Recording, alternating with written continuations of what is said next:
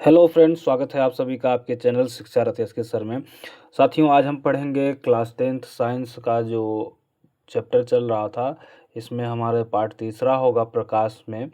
इसमें हम पढ़ेंगे प्रकाश किरण पुंज के बारे में। जैसा कि आप यहाँ पे देख पा रहे हैं, किरण पुंज। इस वीडियो में प्रकाश के किरण पुंज के बारे में पढ़ेंगे। तो आइए शुरू करते हैं आज की क्लास को। अगर आप चैनल पे नए हैं तो चैनल को लाइक, सब्सक्राइब और वीडियो को शेयर ज़रूर करें। आइए समझते हैं कि प्रकाश किरण क्या होती है। सबसे पहले उसको देखिए, प्रकाश किरण क्या होती है, आइए समझते हैं। जब कई प्रकाश किरणें एक साथ मिलकर किसी दिशा में चलती हैं तो उस समूह को किरण पुंज कहते हैं। यानी प्रकाश की जब किरणें जो है मिल करके किसी एक दिशा में एक साथ चलती हैं तो उसको कहते हैं क्या? प्रकाश किरण पुंज कहते हैं। आइए, अथवा दूसरे भाषा में समझें, जब बहुत सारी प्रकाश किरणें एक साथ मिलकर किसी दिशा में चलती हैं तो उनके समूह को प्रकाश किरण पुंज कहते हैं या प्रकाश पुंज कहते हैं। यानी कहने का मतलब ये है, ऐसे ऐसे ये मान लीजिए कई किरणें क्या हैं, एक ही दिशा की ओर एक साथ मिल करके जा रही हैं तो इसको क्या कहेंगे? प्रकाश किरण पुंज कहेंगे या किरण पुंज कहेंगे। आइए और डिटेल में इसको समझते हैं कि प्रकाश की किरणों के समूह को प्रकाश पुंज कहा जाता है। यानी प्रकाश की किरणों के जो समूह होते हैं उसको प्रकाश किरण पुंज कहते हैं। मुख्य रूप से यह तीन प्रकार की होती हैं: समांतर प्रकाश पुंज, अभिसारी, अपसारी प्रकाश पुंज। यानी तीन प्रकार, पहला हो गया समांतर, अभिसारी और अपसारी। यानी तीन प्रकार के हमारे प्रकाश पुंज देखे जाते हैं। प्रकाश पुंज के प्रकारों को विस्तार से नीचे दिया गया है। देखिए, पहला जो प्रकार है प्रकाश पुंज का तो वह है समांतर प्रकाश पुंज। आइए समझते हैं कि समांतर प्रकाश पुंज होता क्या है। एकदम डिटेल में समझेंगे और पूरे आराम से अच्छे से समझेंगे। इस प्रकार के प्रकाश पुंज में प्रकाश की सभी किरणें एक दूसरों के साथ और एक ही दिशा में चलती है। यानी समांतर प्रकाश किरण पुंज जो होती है वो प्रकाश की जो सभी किरणें हैं एक ही दिशा में और एक साथ चलती हैं। बहुत दूर स्थित प्रकाश स्रोत जैसे सूर्य की किरणें, देखिए सूर्य की किरणें एक साथ और एक ही दिशा में समांतर चलती हैं जब पृथ्वी पर आती हैं। यहाँ नीचे देखिए पृथ्वी बना हुआ है। पृथ्वी पर जब सूर्य के प्रकाश की किरणें आती हैं तो किस माध्यम में आती हैं? तो आप कह सकते हैं कि वो समांतर प्रकाश किरण पुंज है। यानी समांतर प्रकाश पुंज क्या होते हैं? तो आप कह सकते हैं कि जो सूर्य से प्रकाश आता है पृथ्वी पर, ये समांतर प्रकाश पुंज का सबसे बड़ा उदाहरण है। आइए आगे की ओर चलते हैं, मुख्य बिंदु इसके बारे में समझते हैं। इसको थोड़ा सा बड़ा करते हैं। देखिए, मुख्य बिंदु क्या है समांतर प्रकाश किरण पुंज की, कि सभी किरणें समान दूरी बनाए रखती हैं। जैसा कि ये यहाँ पे यानी ये सभी किरणें क्या हैं? समान दूरी पे रहती हैं। यानी इनके बीच का जो डिस्टेंस रहता है वो समान रहता है।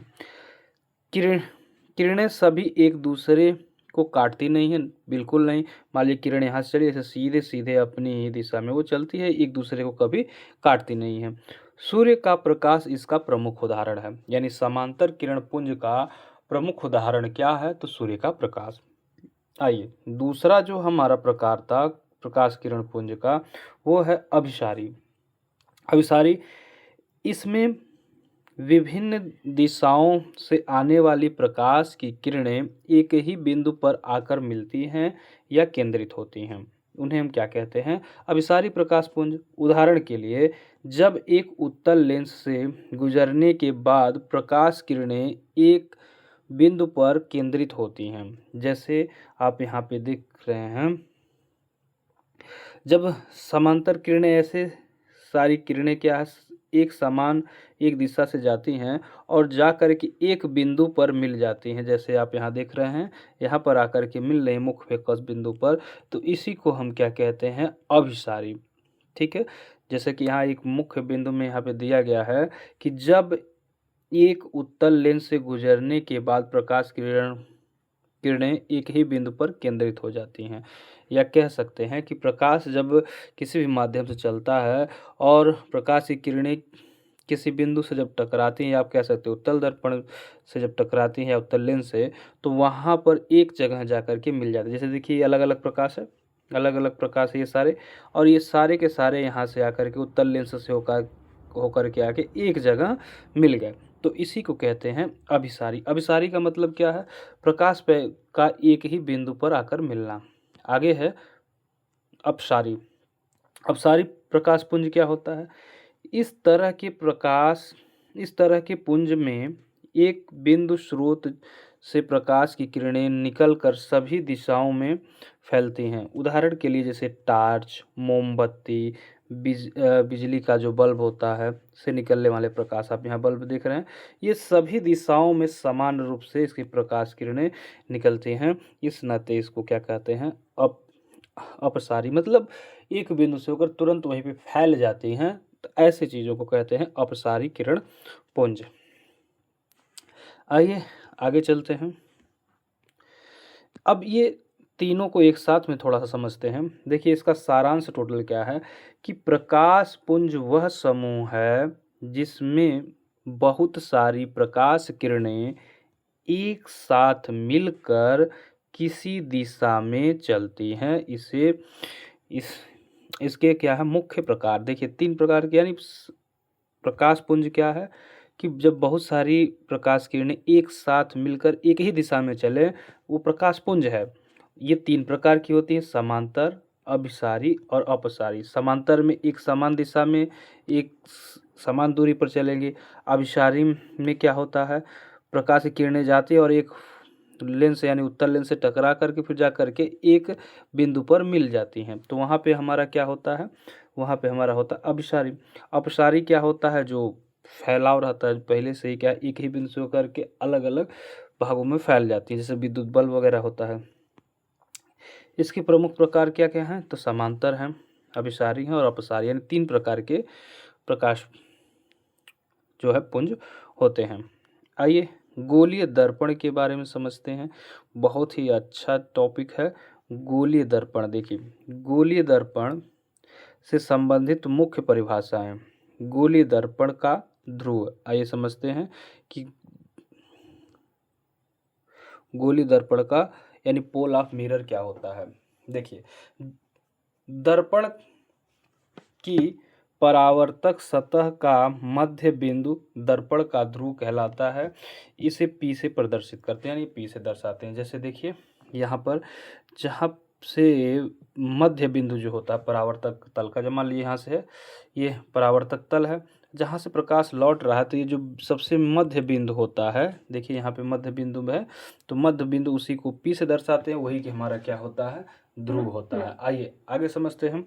दूसरा, वक्रता त्रिज्या क्या होती है, या वक्रता केंद्र की बात करते हैं कि जिस गोले का दर्पण भाग होता है, जिस गोले का दर्पण भाग होता है उसके केंद्र को वक्रता केंद्र कहते हैं। इसे C से प्रदर्शित करते हैं। देखिए, जहाँ से गोला जिसका भाग होता है, यहाँ पे वक्रता केंद्र होता है, और ये जो है हमारा मध्य में जो है, ये हमारा ध्रुव है, यानी P ध्रुव है और C क्या है? वक्रता केंद्र। यानी जहाँ से गोला क्या होता है, जहाँ से उसका भाग अलग होता है। ये है क्या? मान लीजिए एक वृत्त इस तरह से है, तो यहाँ मध्य में ये जो रहेगा, तो यहाँ से हम काटेंगे बीच में, तो ये जो कटता है ये वाला भाग यहाँ का, इसको वक्रता केंद्र कहते हैं। और यहाँ से लेकर है जो मध्य में यहाँ जो P मिला है, इसको हम जो है ध्रुव कहते हैं। यानी यहाँ पे जो है ये ध्रुव है P, और यहाँ पे जो है C, ये वक्रता है।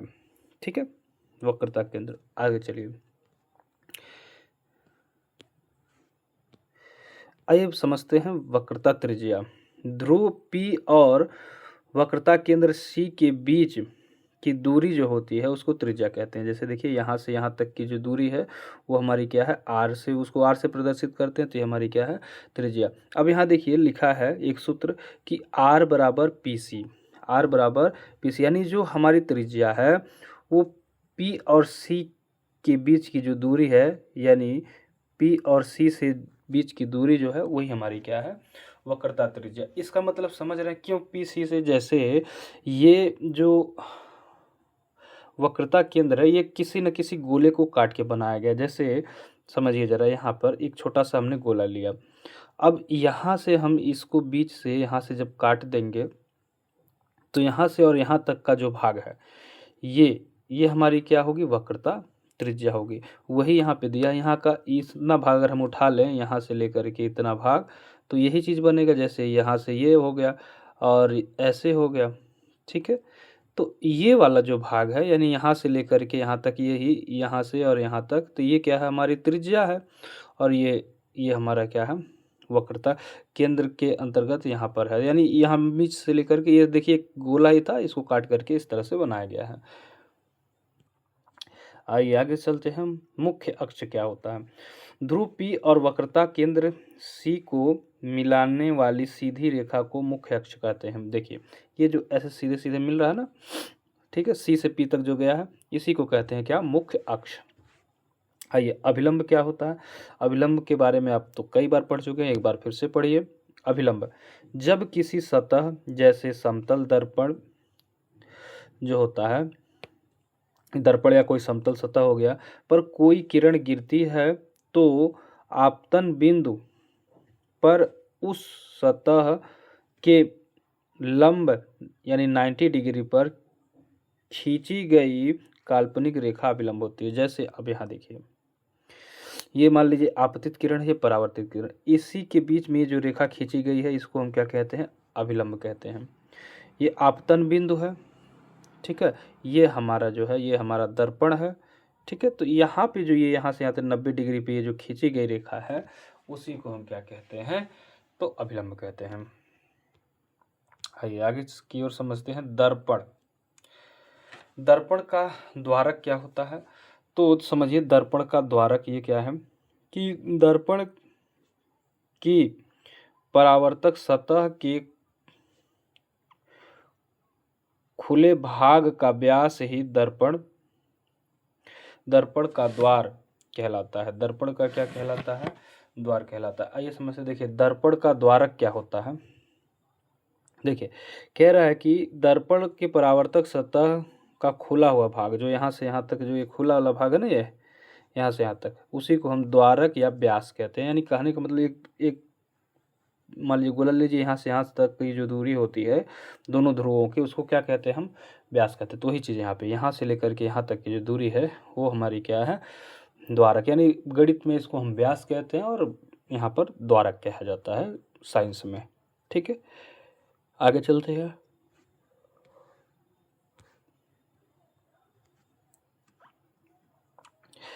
फोकस समझते हैं।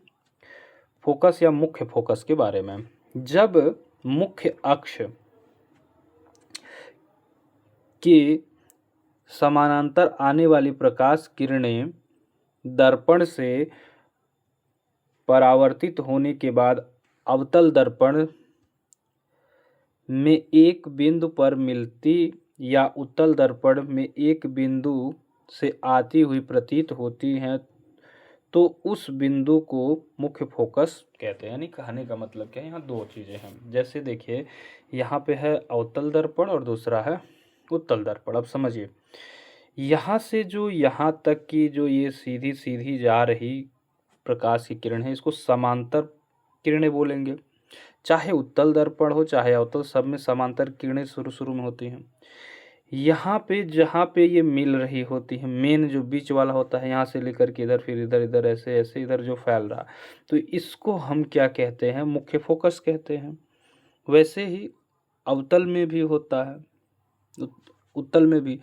तो यहाँ से क्या होगा, ये यहाँ से ऐसे आई, ऐसा ऐसा ऐसे ऐसे आकर के यहाँ एक स्थान पर मिल जाती हैं, और ये क्या होता है, यहाँ से जाकर के मिलने के बाद ये एक दूसरे यहाँ से फैल जाती हैं, यानी अवतल में फैलती हैं, उत्तल में जाके मिल जाती हैं। तो इसका जो मुख्य अक्ष है सी है, एफ जो है मुख्य फोकस है, इसका मुख्य अक्ष सी है, और एफ यहाँ पे ये जो है ये पार्ट इसका फोकस है। जैसे किरणें परावर्तित होकर एक ही बिंदु पर मिलती हैं, तो जहाँ पे ये मिल रही हैं, जहाँ पे ये क्या है मिल रही हैं, ये हमारा क्या है, फोकस बिंदु है।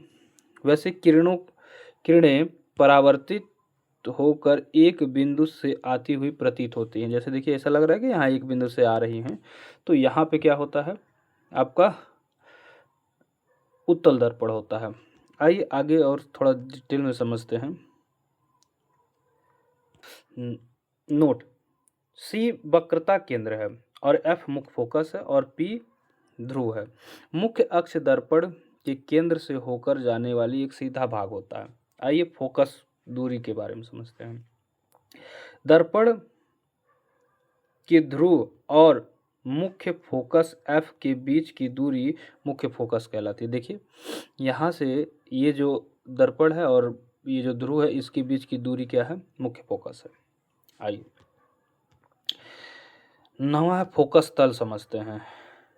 फोकस तल क्या है, मुख्य फोकस एफ से होकर मुख्य अक्ष के लंब 90 डिग्री बनाया गया काल्पनिक, ठीक है, समतल को फोकस तल कहते हैं। आप यहाँ पे देखिए फोकस तल जो ये से यहाँ ऐसे जो बना है ना, ये लाइनें आ रही हैं, तो ये जो पार्ट है ये हमारा क्या है, मुख्य फोकस तल है। यहाँ से जो ऐसे लाइनें बनाई गई हैं, ठीक है, यहाँ तक चीज़ें समझ में आई होंगी। आइए कुछ और चीज़ें हैं समझते हैं। फोकस दूरी और वक्रता त्रिज्या में संबंध क्या है, आइए इस चीज़ को समझते हैं। वक्रता त्रिज्या को आर से प्रदर्शित करते हैं, ठीक है, जिसका वक्रता त्रिज्या बराबर 2 गुना फोकस दूरी होता है। यानी वक्रता त्रिज्या के जो है फोकस के 2 गुने के बराबर होता है, या कह सकते हैं कि r बराबर 2f होता है। वहीं वक्रता त्रिज्या की बात करें क्या होती है, ठीक है, तो वक्रता त्रिज्या फोकस दूरी की क्या होती है, तो 2 गुनी होती है। याद करने के लिए आप एक बार फिर से याद करें कि P से जो है ध्रुव को दर्शाते हैं, F से फोकस को दर्शाते हैं, C से हमारा वक्रता केंद्र होता है। ये चीज़ें आपको याद रखनी है। क्लियर है? देखिए PC बराबर R, यानी इसका मतलब क्या है कि जो हमारी जो त्रिज्या होती है वो क्या होती है, व्यास के मतलब 2 गुने होती है। व्यास का आधा होती है और व्यास उसका क्या होता है, 2 गुना होता है। वहीं PF बराबर F होता है, इसलिए कह सकते हैं कि PC बराबर 2PF, ठीक है। आइए फोकस दूरी को थोड़ा विस्तार में समझते हैं। फोकस दूरी दर्पण के ध्रुव और फोकस के बीच की दूरी को फोकस दूरी कहते हैं और इसे F से प्रदर्शित करते हैं। अब देखिए दर्पण, और यहाँ पे मान लीजिए आपका ये दर्पण है और यहाँ पे है फोकस, और ये हमारा क्या है, त्रिज्या है। तो यहाँ से यहाँ तक के बीच की जो दूरी होती है उसी को हम क्या कहते हैं, फोकस दूरी। क्लियर है? चलिए कुछ दूरियां हैं, आइए इसको समझते हैं। दूरियां मिटाते हैं। दूरियां नापने के नियम क्या हैं, आइए समझते हैं। दर्पण पर प्रकाश की किरणें सदैव बाईं ओर से दाईं ओर जाती हैं। समस्त दूरियां दर्पण के ध्रुव से मुख्य अक्ष के साथ नापी जाती हैं। वे दूरियां जो आपतित किरण की दिशा में नापी जाती हैं धनात्मक होती हैं, ठीक है। चौथा पॉइंट जो है, प्रतिबिंब तथा वस्तु की लंबाई मुख्य अक्ष से ऊपर की ओर धनात्मक और नीचे की ओर ऋणात्मक होती है। यानी कहने का मतलब क्या है, जब ऐसे रहता ऊपर की ओर जब बढ़ेंगे तो यहाँ धनात्मक होगा, इधर प्लस हो जाएगा, नीचे जाएंगे तो माइनस होगा, फिर इधर आएंगे दाईं तरफ इधर प्लस होता है, इधर बाईं तरफ हमारा जो है माइनस होता है। तो ये चीज़ें आपको थोड़ी सी याद रखनी है। क्लियर है?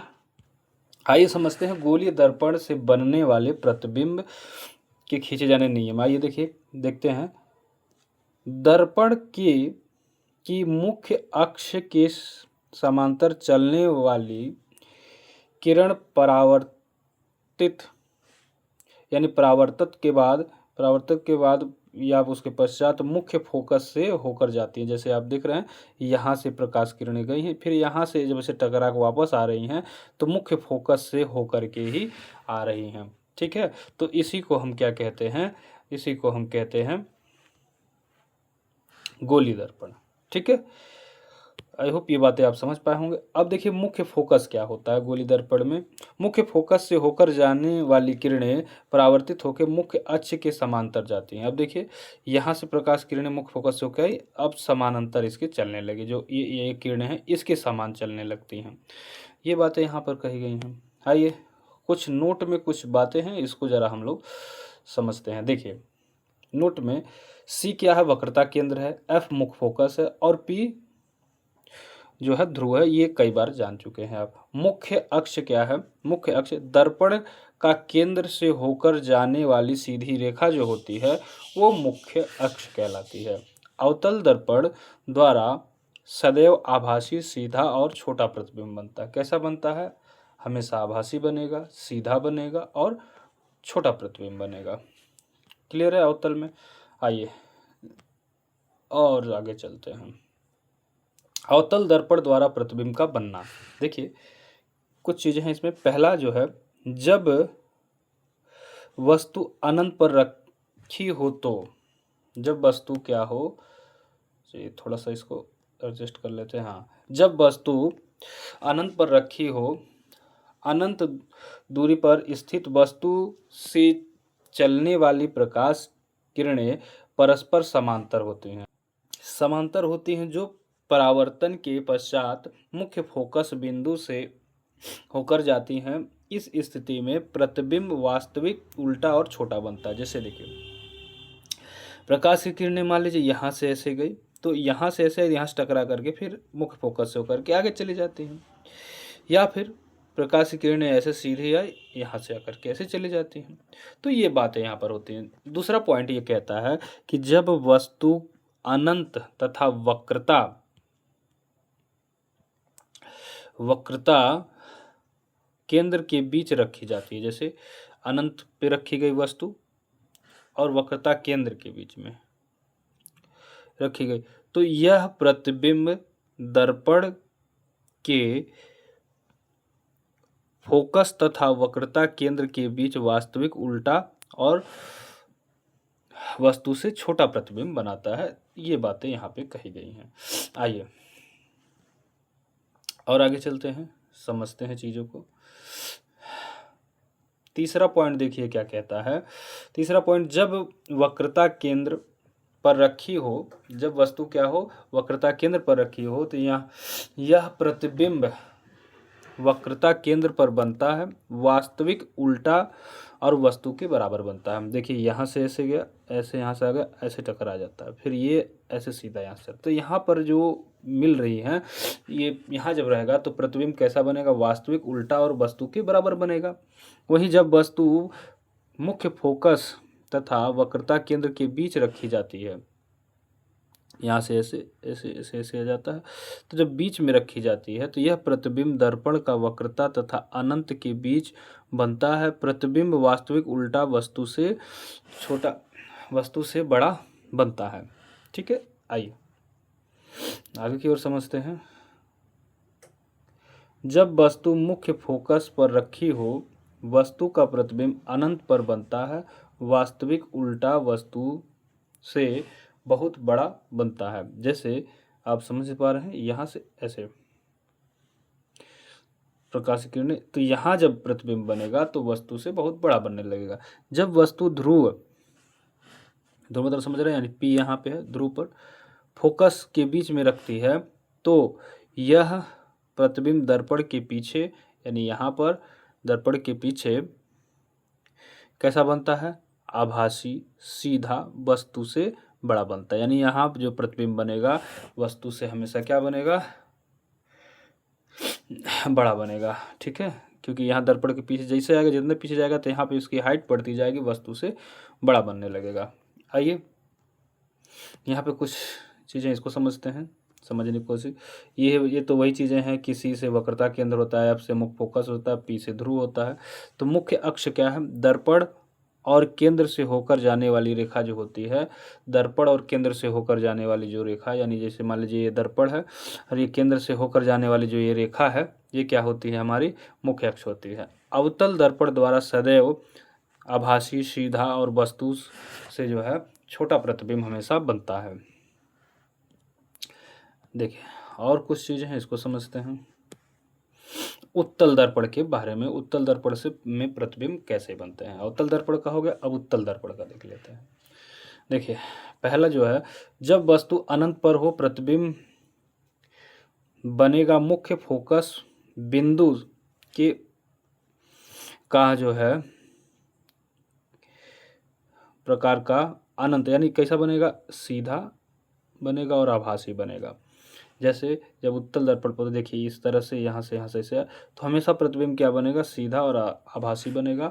और इन्फिनिटी यानी अनंत पर बनेगा, उसकी गणना नहीं की जा सकती कहाँ पे बनेगा, मतलब अनंत पे बनता है। आइए देखिए दूसरा, जब वस्तु दर्पण के ध्रुव और अनंत के बीच स्थित हो तो प्रतिबिंब ध्रुव और फोकस के बीच बनेगा, ध्रुव और फोकस के बीच बनेगा। और प्रतिबिंब कैसा बनेगा, आभासी, सीधा और वस्तु के से जो है छोटा बनेगा। यानी प्रतिबिंब कहाँ बन रहा है, यहाँ पे सीधा, आभासी और वस्तु से छोटा प्रतिबिंब बनाएगा यहाँ पे। बाकी ये चीज़ें तो वही हैं कि पी से ध्रुव होता है, एफ से फोकस होता है, सी से वक्रता केंद्र होता है। ठीक है। उत्तल दर्पण द्वारा सदैव आभासी, सीधा और वस्तु से छोटा प्रतिबिंब बनाया जाता है उत्तल में, ये चीज़ आपको याद रखना है। और अवतल में वस्तु से बड़ा बनता है। आइए, तो आई होप दोस्तों आपको चीज़ें समझ में आई होंगी। मिलते हैं नेक्स्ट वीडियो में।